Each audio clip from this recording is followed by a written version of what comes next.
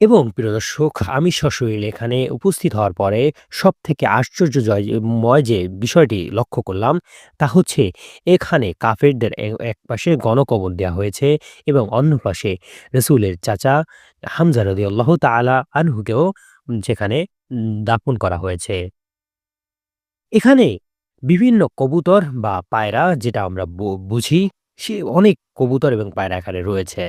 কিন্তু আশ্চর্যের বিষয় হচ্ছে সাহাবাদের কবরের আশপাশে পাখিগুলো ঘুরঘুর করলেও কখনো এক মুহূর্তের জন্য এই কাফেরদের গণকবরের জায়গায় কোনো কবুতর সেখানে এক মুহূর্তের জন্য তারা দাঁড়ায়নি বা বসেনি।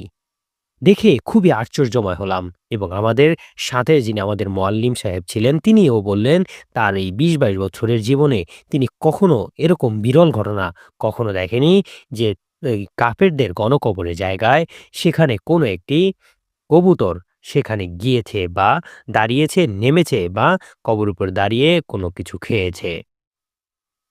প্রিয় দর্শক, উহুদের ময়দানে দাঁড়িয়ে মনে হয় এই মাটি শুধু মাটি নয়, এখানে রক্তের সঙ্গে মিশে আছে ইমানের ঘ্রাণ। পাহাড়গুলো আজও যেন সাক্ষী কিভাবে একদল ইমানদার মানুষ পৃথিবীর জন্য আত্মত্যাগ করেছিল।